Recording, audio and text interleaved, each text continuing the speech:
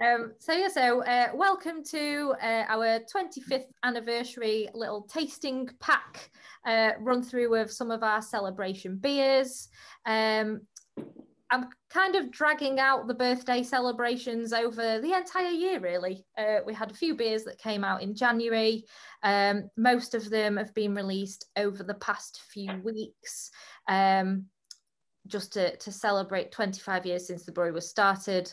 The exact date is a little bit up for discussion. Is the first date that the brewery actually was installed, the first date that a beer was attempted to be made, and we eventually plumped with the 16th of August, which was the first day that a cask of finished completed beer was sold, left the brewery and was delivered to a pub. With this weekend falling kind of the closest to it, that's why we went with this one. And had chance to get a few of our beers out in time as well. So without further ado, nobody likes sitting thirstily in these things. So we'll crack open the first beer, which is the Celebration Mimosa Quarter IPA. This was brewed by Christy, who is on the chat.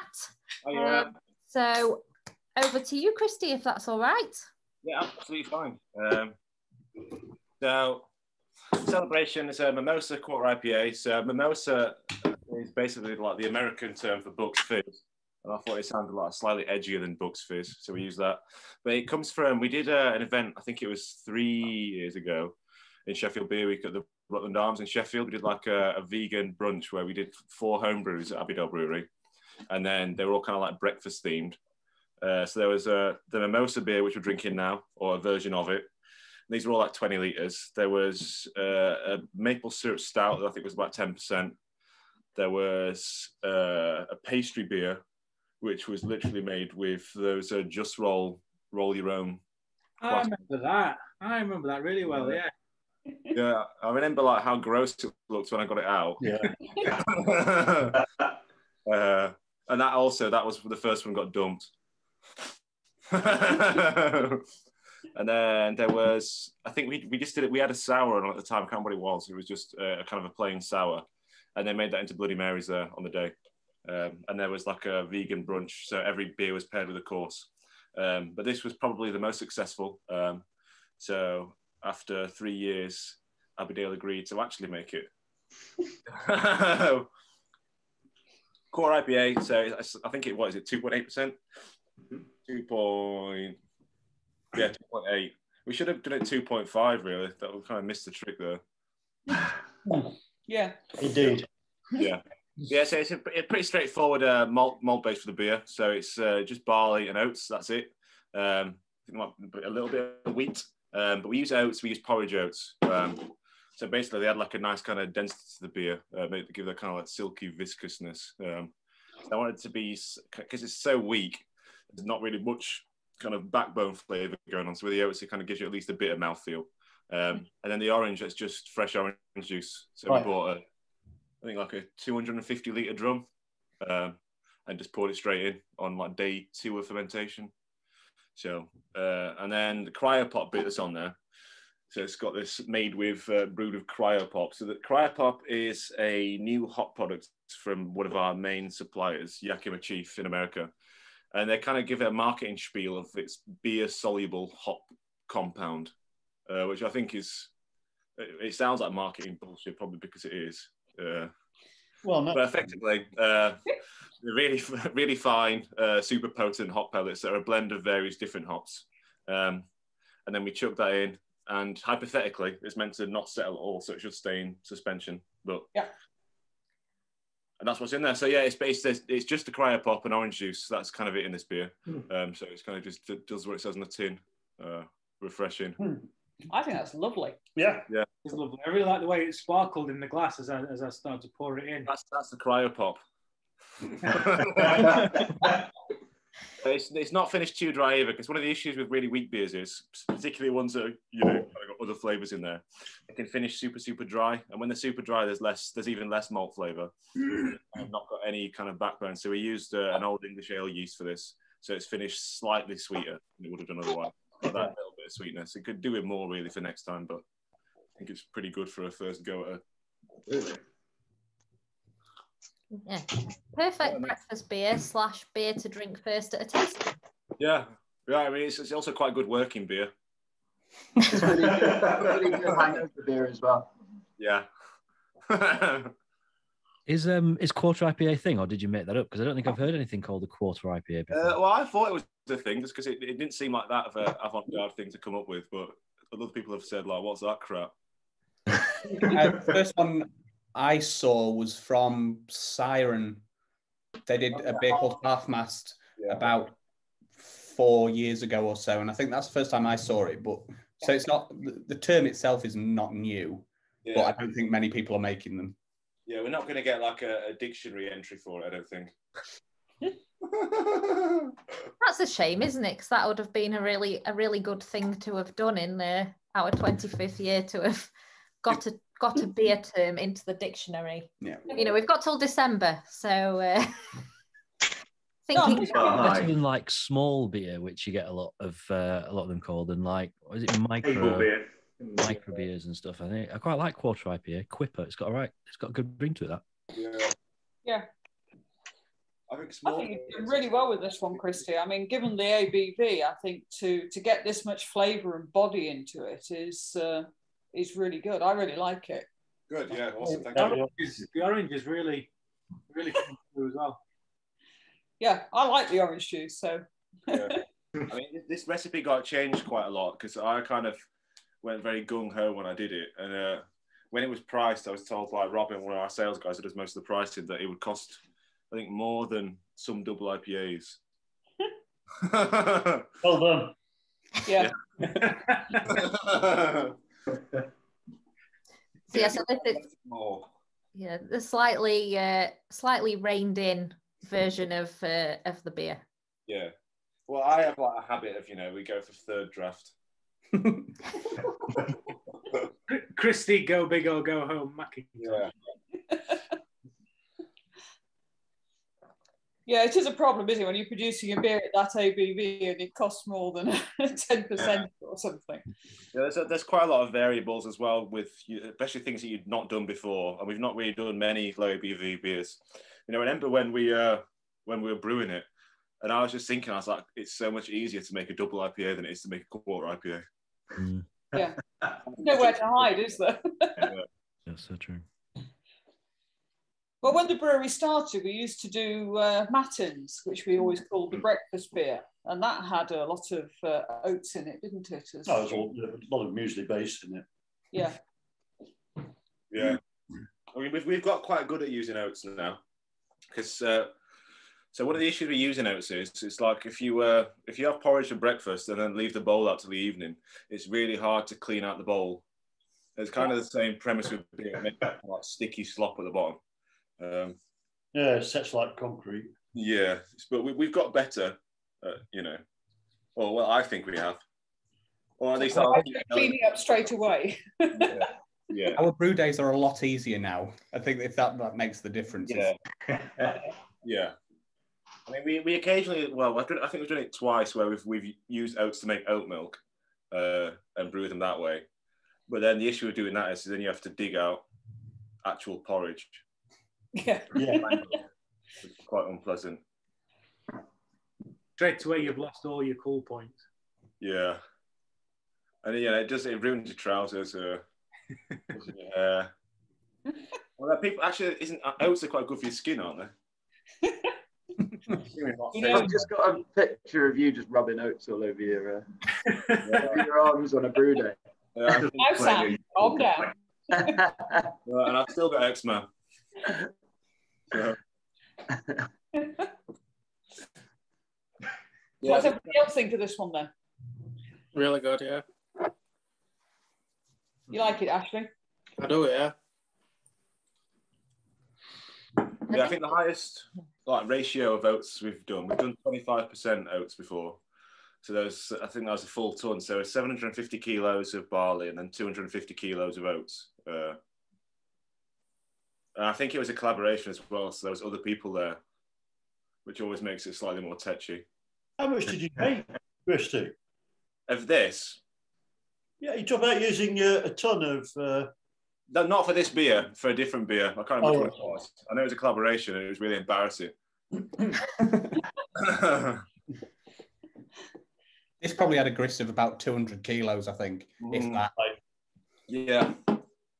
Which is quite tricky as well, because normally we you know, so if we're mashing in, it'll take us, mashing in is when we're mixing all the grains with the hot liquor to make the wort in the first place. But normally it's going to take us like 20 to 25 minutes to mash in, so we get quite a lot of time to kind of get it sorted. Whereas with this one, it was basically 5 minutes and done. So you don't really get any room for error. No, indeed. Yeah, make sure you hit your temperatures exactly. Yeah, and when all the temperature probes read different things anyway. Yes, indeed. Yeah. Yeah. Yeah, I mean, we've not got the most like high-tech brew kit.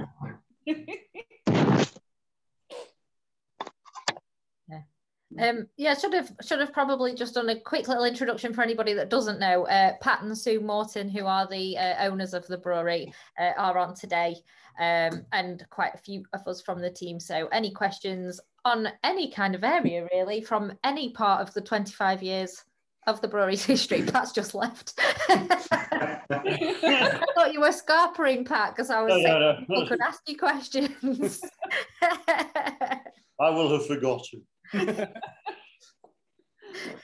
Also, as the can has just proven, because I've shook this about, Cryopop is not beer soluble. It's sedimented in the can. So, I thought you were going for the Orangina effect. Yeah. Take it to wake it. Yeah. It could have something to do with 200 odd kilos of litres of fruit juice. Orange juice. Yeah. Yeah. It's tasty bits. Oh, yeah. Oh, yeah. And one of your 5 a day. I'm not quite sure to say that. Well, I've got a question. If it's not really based on these beers, but I mean, Laura, you might have actually probably talked through this before, but when I moved Sheffield, probably was it 2005, I lived forward, so rising to my level, and I was just still drinking the kind of, you know, your moonshines and your probably your Bradfield stuff, and I was thinking, why is moonshine not available in bottle? And I was wondering why has it took as long as this to get to a kind of a small package? It's funny you're asking this, because we were saying, like, making jokes about questions we might get asked today, and the first thing I said was people asking, why is moonshine not in bottles? Bottles. It felt like it was mysterious. In my head, I always imagined it. Like I could see it, like thinking, oh, like that's the one missing link on these beers I can get, you know, locally and stuff in bottle shops. What would have been bottle shops back in, 15 years ago, sort of thing. And obviously, it's come out now, and it's obviously doing amazingly well. I was working in Beer Central yesterday with Sean, just helping him out, and I was getting people literally walking in, grabbing 6 cans, like a young girl picking 6 cans up for my dad and stuff, and like flying out. And I was constantly running upstairs to try and replenish moonshine. So it's obviously a welcome addition to the shelves. I just wondered, Pat, have you got any kind of thoughts on why you've held back over the years, or you can be as candid as you like? Well, putting beer into bottles is complicated. Yeah, it's really quite difficult to do in a hygienic fashion. It's actually quite difficult to get beer into small pack without oxidising it and compromising its quality. We didn't have facilities to do that. We didn't like the idea of sending the beer out of our control to somewhere else to get it bottled. So we just didn't do it. We've always sold everything that we make. We never had any extra to dabble in. So small pack just kind of grew and grew, and we never really had any extra moonshine to try and experiment with and going into different markets.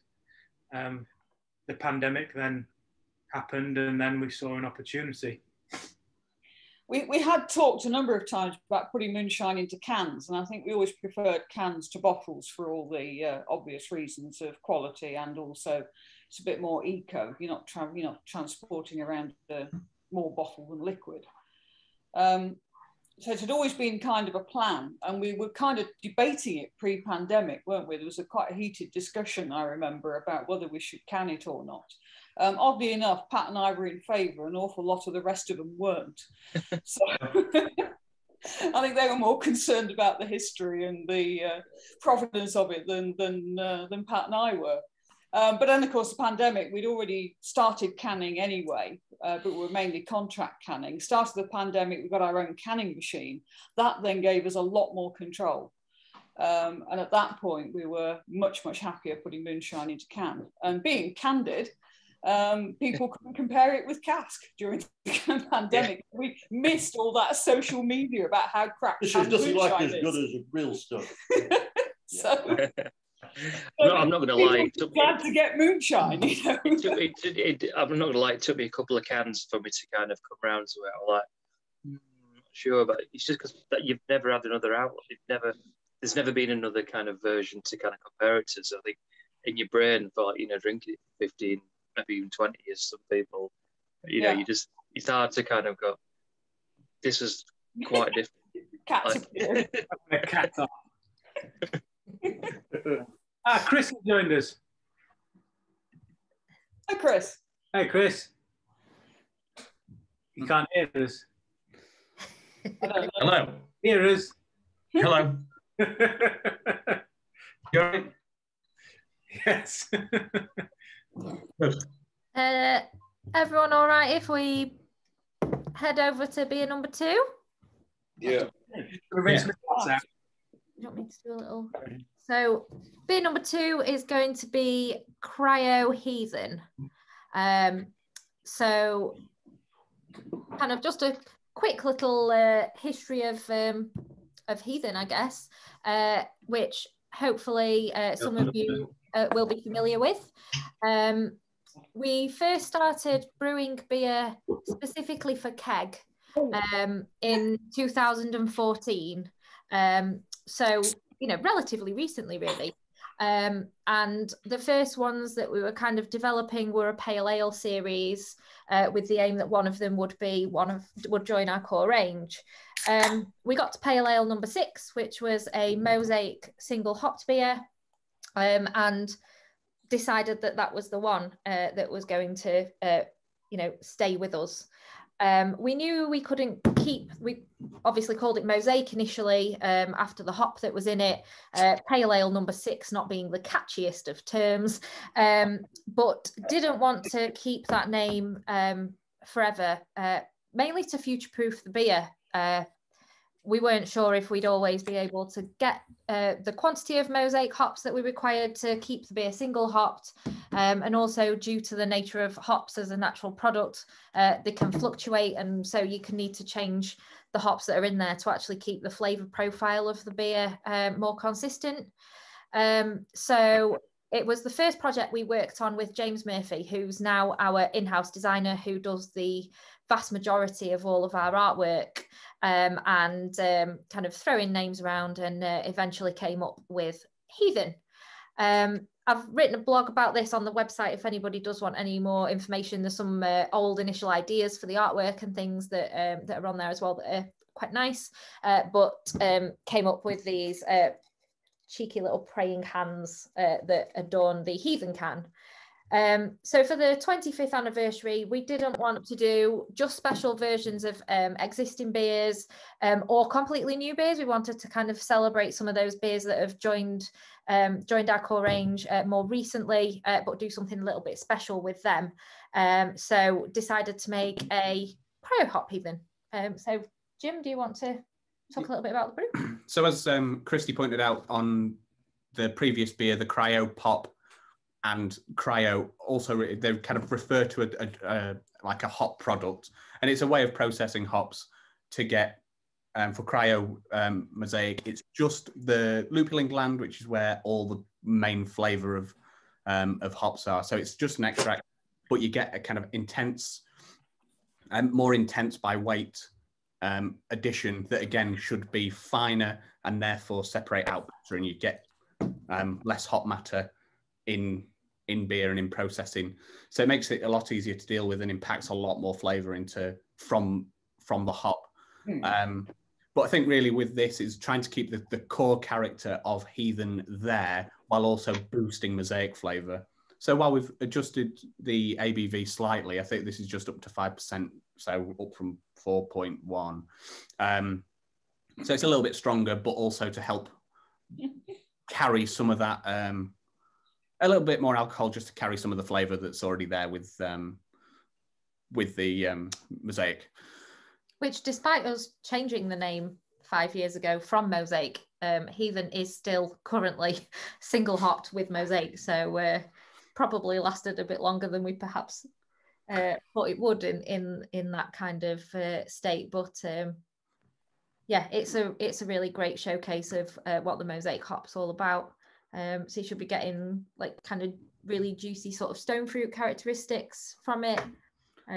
It's got about a third, I think a third more in terms of its dry hopping by weight in compared with Heathen. So it's Heathen but more generally, while still trying to keep a similar characteristic that we had on the base beer. So there's still some malt there. There's still a bit of sweetness and still a bit of balance to balance everything out, and a little bit less bitterness, which kind of does work, especially when the beers are kind of a bit more hazy like this is. But yeah, I think it's just a nice balanced step up from in terms of flavour impact than where Heathen is normally. I think this is my new favourite beer. It's great, yeah. Yeah. It's absolutely cracking, yeah. Who's been It's Heathen on steroids, isn't it? Yeah. Lovely.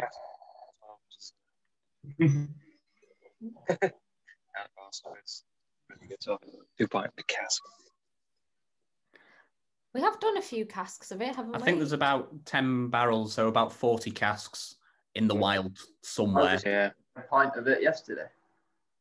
I had a pint in Bar Stewards, yes. In Bar Stewards, yeah. Nice. Yeah, there's a cask of it at the Rutland as well, and a cask of double deception. Binding cask? No. Okay. So we put this out. Is it a vegan one then? Yeah. Yeah. Good. No, I think that's absolutely lovely. The flavours on it, and I like it just being a little bit less bitter. I like Heathen, but my current prior to this, my current favourite beer was Serenity, because that has just a little bit less bitterness, but still lots of flavour. But I'm afraid this one's overtaken it. Though at 5%, it's probably not a good thing. Yeah, we've hopefully got another Heathen variant coming out as well towards the end of the year. I think hopefully we're going to be getting some fresh frozen hops from America. So the hop harvest is middle of September, and normally the hops we get are all dried and processed. We've been offered an opportunity to get some fresh hops from America that have been harvested and then flash frozen and then shipped over. So we're going to have some fresh Mosaic cones to brew with in middle of October. So that's going to be pretty awesome. Oh, that'll be fun. It'll be 88% ice. Well, it seems like an opportunity too good to, miss. Oh, it's a good thing to play with. We did a green hop beer years ago, didn't we? We brought it up from Farehams. Of course, that being English hops, because that's what we could transport up from Worcestershire. Yeah. We brought about 100 kilos back, didn't we? Sorry? Didn't we bring about 100 kilos back in the Saab? Yeah. No, it wasn't in the Saab. We hired a van. Was it in the van? Yeah. It was an Albion Ales beer, and I'm trying to remember what the hop was. Yeah. Oh, it was. Yes, you're right. Yeah, that's right. It was in the Albion series. Something like East Kent Goldings. But it's I'm really excited for that one as well, and I think being able to kind of take the different kind of slants on the beers that we do is a really interesting way to kind of pull apart the flavors a little bit more and get to learn a bit more about the ingredients that we're using as well. So yeah, that's the one. The Sceptred Ale. Does it say which hop is on it? I can't read that. No, it doesn't. No. It says on it, freshly picked English hops from field to fermenter within 24 hours. That's probably because we didn't know what we were getting when we had to do the pump clips.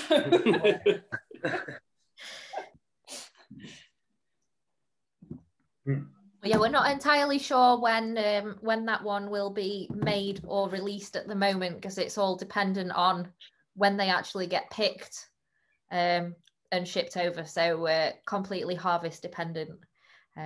So is that Yakima Chief again who's doing that? Yeah. They're turning out really good, aren't they? Yeah. Like Christy. I think they're like me because Laura sends them beer in the post. Sorry, by the way, I'm just trying first the Mimosa one because I was late. So I've tried the Cryo one, which is lovely, and then this one's not quite as lovely due to the fact it's not as flavorful. Yeah, you know what I mean? You're drinking the wrong way around. Yes, I know completely, but yeah, it's very nice. Cryo Heathen though. It's a lot lighter. Breakfast. Yeah. Just coming back on the name, I think Heathen is a name that we'd had in mind right since the beginning of the brewery. The two names we had that we'd never used were Heathen and Heresy, and that's because we wanted to save them until they would be appropriate. So Heathen for our first proper keg beer, in the face of cameras' antipathy to keg beers, and then Heresy for our first lager. Seemed like a good way to name them. Which I wanted to call anathema. Yeah. Pointed out no one would know what anathema was. There'd be a lot of people pointing at boards and be like, yeah, that's right. Anthea? Yeah. Can I have an Anthea? I think Pat's best beer naming ever was when he was at Kelham Island, and he did the beer called Bête Noire, which I heard people ordering it in the Fat Cat saying, "Can I have some of that BT Nora?" I was looking through some beer recipes that we'd done quite a while ago, and I found one called Dindins. Dindins. Yeah, I think it was like a festival special. Yeah, it was. Was it a heavy dark beer? I don't think it was. I think it was a double IPA. I think. It sounds like something that you'd have named, so probably a double IPA. And there was also a very real ale. My favourite's still keggy bread when we kegged some daily bread. Keggy bread, yeah, that was good. I think my favourite is just on festival specials as well, is when I think this was one of yours as well, actually, Christy, the Whoopsies. Oh, yeah. That began life as a 30-barrel brew of Absolution and ended up as a 20-litre key keg of donut dipper.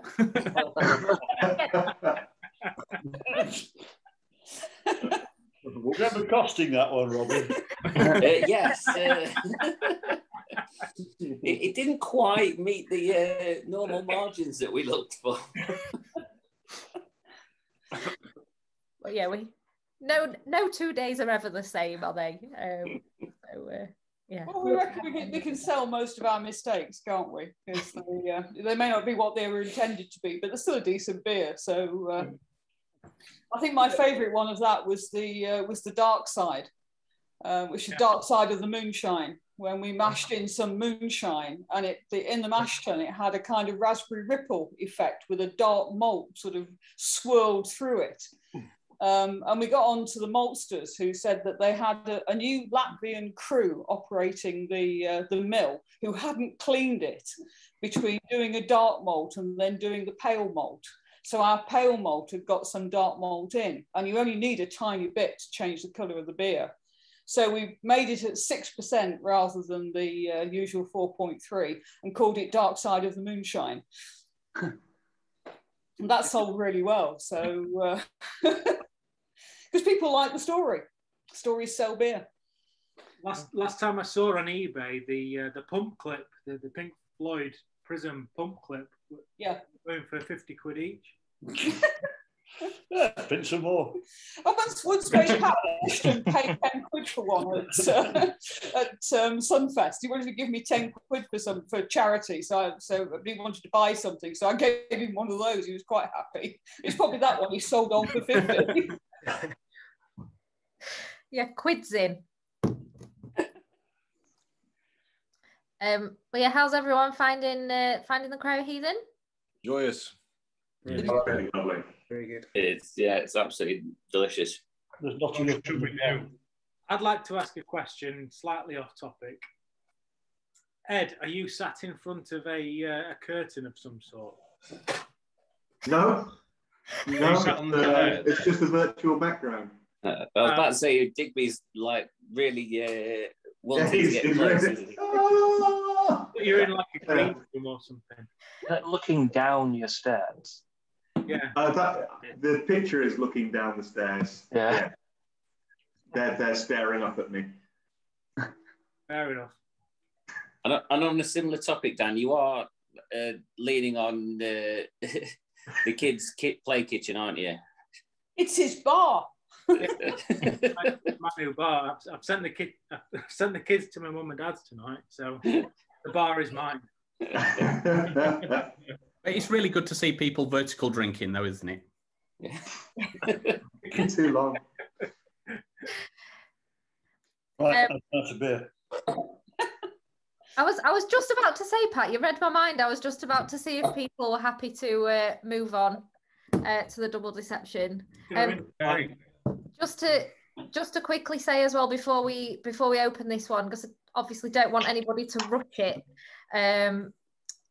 We are going to talk through the Methuselah after we've finished discussing this one, but we don't need to sit here and watch each other drink a 9.7% Imperial Stout. So unless anybody wants to stay, I thought what we'd do is crack open the double deception and talk about that, and then Jim will tell you all about the Methuselah, and then we will let everyone get on with their evening and take their time over that one. So just before anybody starts necking the dipper, that's the plan for the next two beers. So we're on double deception, yeah? Yeah. Very nice. Can. So this is another of Christy's recipes. Yes. So back to you, Christy. Cool. So double deception, we have made a double deception before, but it wasn't like a doubled up deception. It was kind of more like a souped up deception. I think it was like 4.5%, and it was a cask beer only. I think we made it like 2 or 3 times now.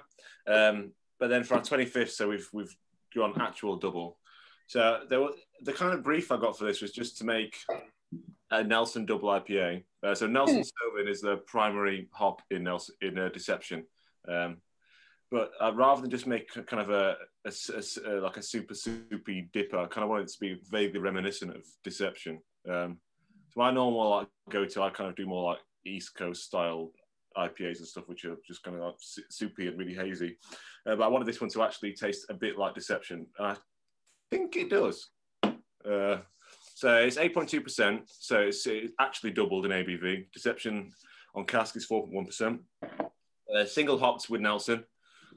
So Nelson's from New Zealand. It's kind of got that like white winey, grapey, kind of slightly citric. So there's nothing else in there. The malt bill is exactly the same as the Deception you'll taste on cask. So it's just barley and then a small amount of wheat. The wheat's there for head retention.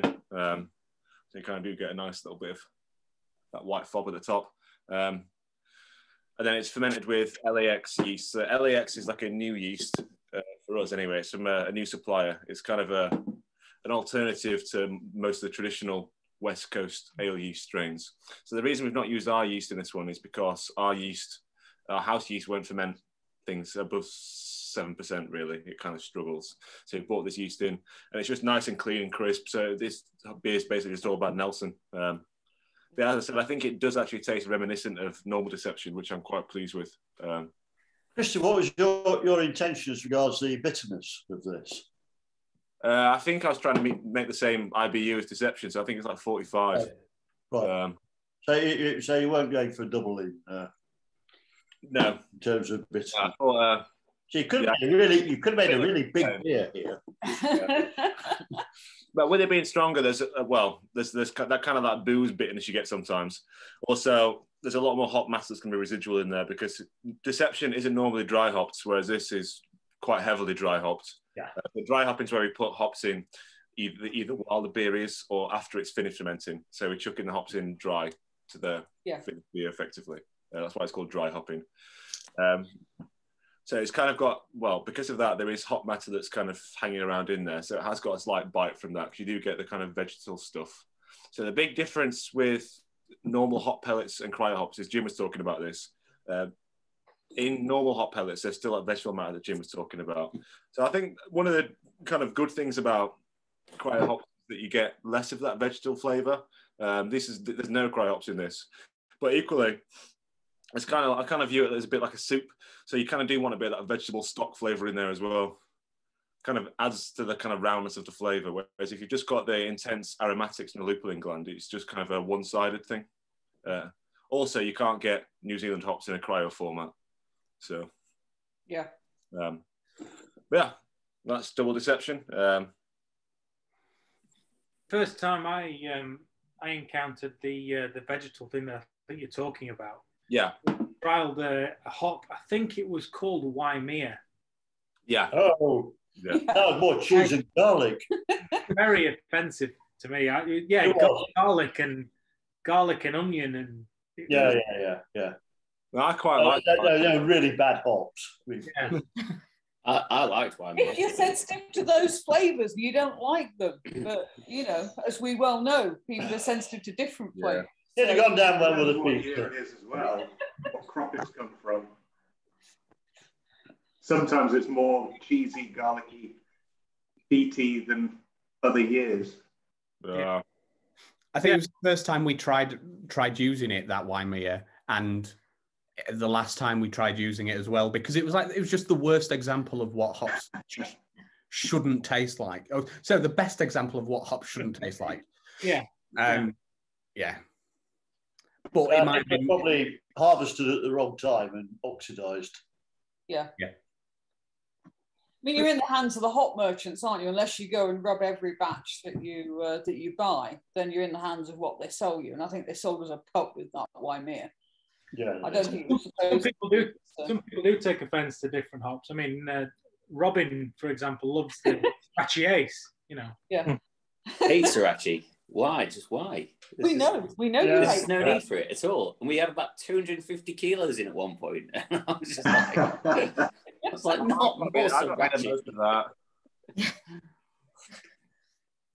No, they're such variable products, hops. I mean, they vary year on year. They vary depending on when they're picked and how they're processed. It's you're really at the mercy of the hop farmers and how well they do their job, and then the hop merchants and what they palm off on you.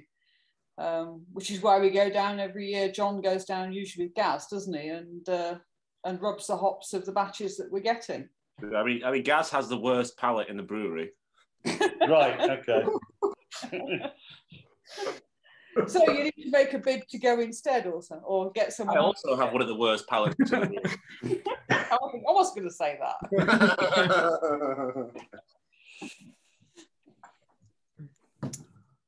No, I like this Double Deception. I think it's you get a real boozy hit from it. I was just about to say that you get a nice big boozy hit, which you kind of miss in some of the more modern sort of like New England IPAs where the alcohol's like hidden. I think the alcohol is there. I'd like more IBUs. In all sense, it's tasty. But as you say, you get it is strong. You know it's strong, but it's very tasty. But at the same time, doesn't feel too strong. But for an 8.2% beer, it's very drinkable. I think yes, it's too much like. Oh, I'll have 3 of these and then think, oh, God, that's enough. That's my limit. Yeah. I think Christie's hit his own grief, because I know Pat wants more IBU, but I think if Christie was trying to showcase Nelson and what it entirety, I think this is a belter.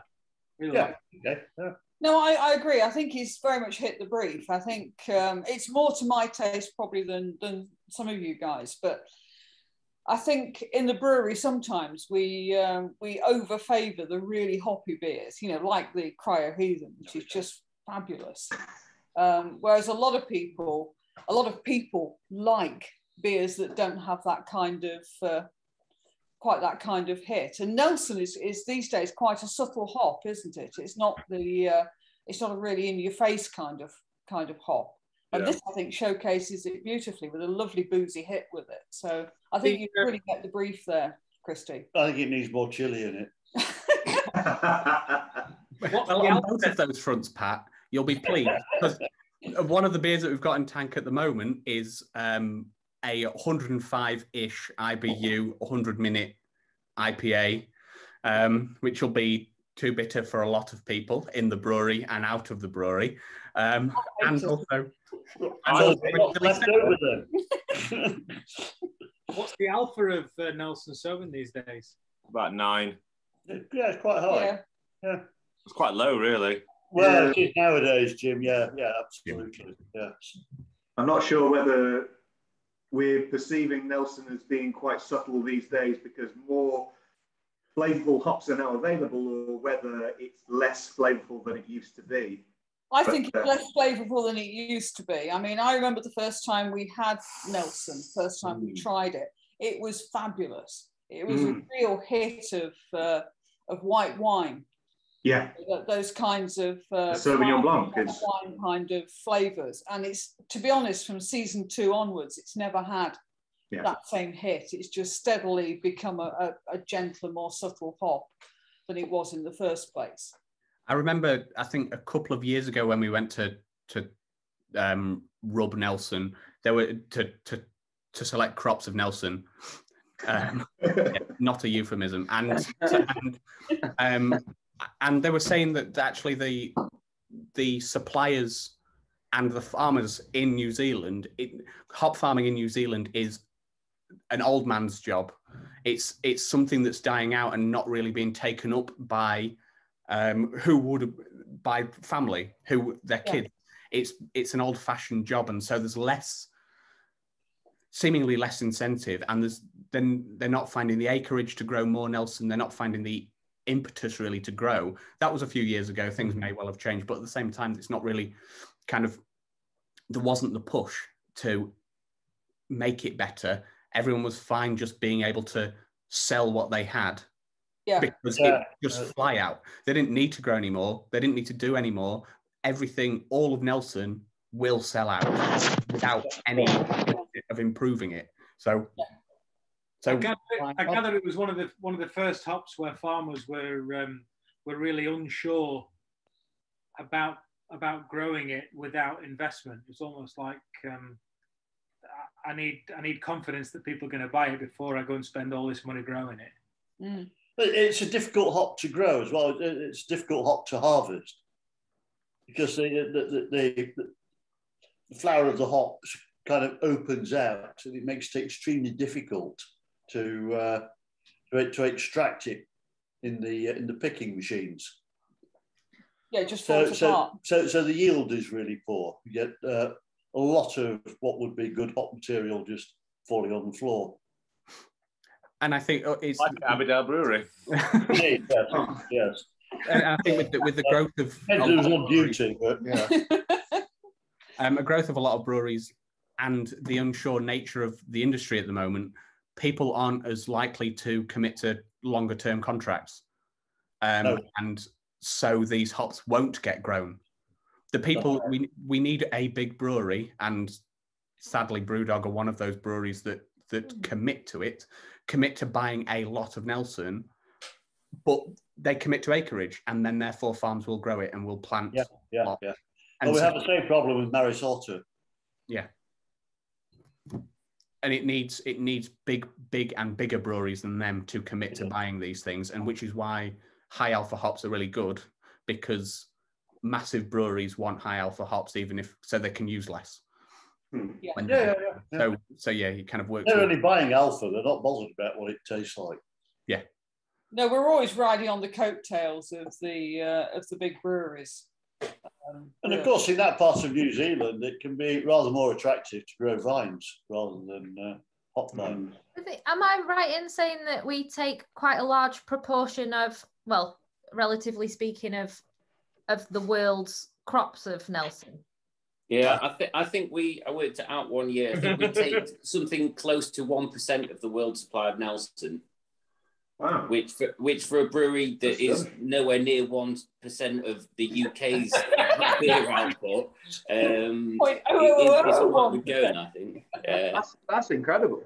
Yeah. I think we were one of the first to start using Nelson as well, alongside Thornbridge, because Kipling is a Nelson single hop beer that I think they just squeaked ahead of us and released that a little bit earlier than we brought Deception. But we bought all the hops. We bought all the hops. Thornbridge on the phone trying to beg hops from us. I remember that. Is it 2000? Oh yes. 2005 that we started making Deception? Yeah, it must have been about then. Yeah. Don't ask me anything about history. I remember it being a seasonal. I think it came out in like November time. It was a seasonal. We just kept getting asked for it again and again. So eventually we brewed it again and turned it into a regular, which is why it has such a weird name, because it was part of the. Oh, that's right. Yeah. We were really struggling to come up with names, and our artist at the time came up with this notion of doing a crime series. And I was a bit dubious, but we'd no other options in terms of getting some pump clips out and some names. So Deception was a name that we used. One of the better ones. We had some terrible ones. Oh, like we did. Piracy. Yeah, piracy. Yeah. No, it was one of the worst series we ever did in terms of the artwork. But Deception was a product of it. Anyway, we moved Very away. glad this didn't become a coronavirus beer. Sorry? If one of the options was a series of viruses. I don't think we'll be doing those in a hurry.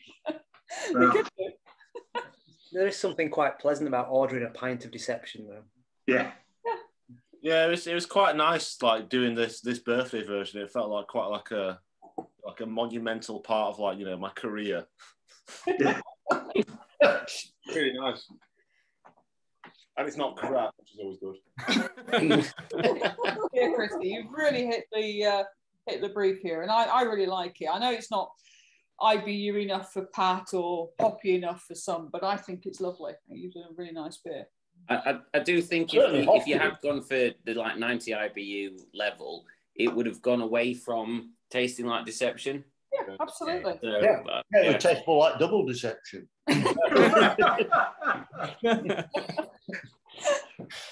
The hop content's about triple. Do you want to? Well, we're all still. Well, I think I've nearly finished my double Deception, but I am sharing a can. So yeah, like I said, absolutely no rush. But we'll go through this one and then can leave everyone to their evening to drink this one in peace. What is this one then, Jim? So this is an Imperial Stout aged in a mixture. Well, no, in fact, it's a mixture of things. So we've gone for a Russian Imperial Stout. So the Methuselah is our Imperial Stout series, generally above 9.5%, and we've done a few of them, varying in flavours and in flavours and kind of general style.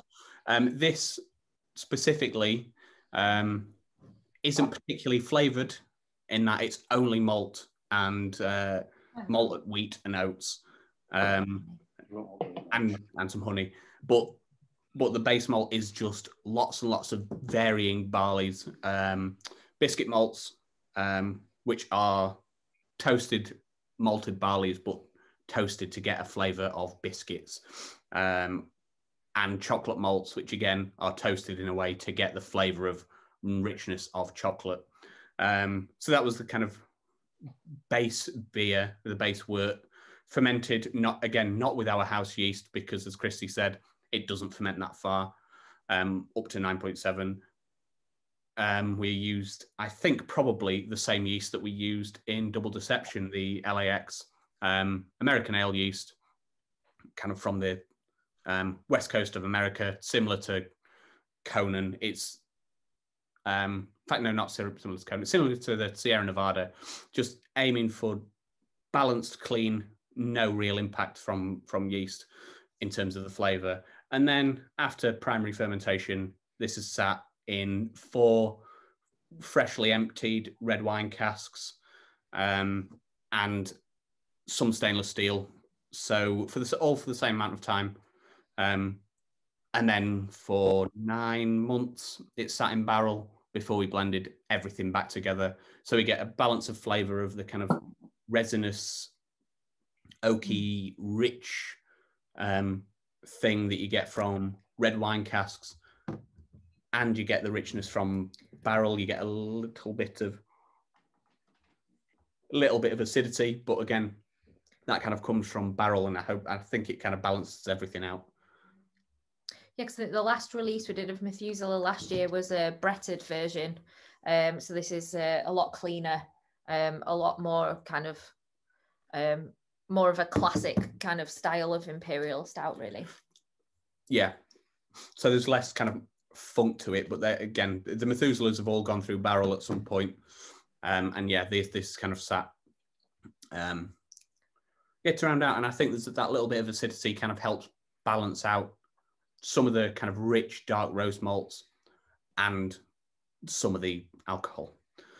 Smells like a chocolate caramel hobnob. What's that? That's why you're the director of sales. Best biscuit. Go find it. I really like that one, that Jim. I wasn't expecting to when you were talking about biscuity, because that's not my favourite kind of flavour. It's just one of the layers in here. You can really taste the red wine there, the red wine cask. When you say biscuity, are you talking about crystal malts and caramels? It's been sacrificed inside the grain. Yeah, so there's both. So biscuit malt isn't sacrificed; it's just roasted, kind of a level of roast above Vienna. So Vienna and Munich. So it's still fairly low. Like amber malt, biscuit malt. They're all kind of there about 200, I think the colour is. Yes. But there is also Sue's favourite crystal malt in there. But again, that kind of. I like it. But again, it's a layer. It's not there as the flavour. It's not there as a only crystal malt. It's there as another layer of probably. I think there were 10 or 12 different grains that went into mash. So yeah, you're not going to taste specifically crystal malt. There's just some residual sweetness that those malts give. There's loads of roasty toasty stuff as well. So black malt. Have you got roast barley in here? Yeah, there will be. There's a bit of roast barley. It's a little bit like this. This is what black mash should have been. and so there's molasses added in there as well, which we get. In fact, we order molasses liquid, and it comes as a powder, which is absurd. But yeah, so we get kind of, and so so we add that early on in the boil, as we're running, just because it's like dark brown sugar essentially as molasses when it gets in granulated form. We add it early on, and it mixes up as we bring it up to the boil, and it adds some flavour and some gravity to it. So our starting gravity is a little bit higher, and it tastes of something unlike granulated sugar. So those things, kind of molasses or candy sugar or something like that, will add flavour and colour and all those things. The main thing is it sounds cooler. Oh, we could use yeah. And that's what it's about. That's marketing, Christy. Does it sound cool? Put it on the can. Let's make it easy for sales. I mean, without the marketing guys, all of these beers are, you know, top class. They really are. Like, what are you going to say?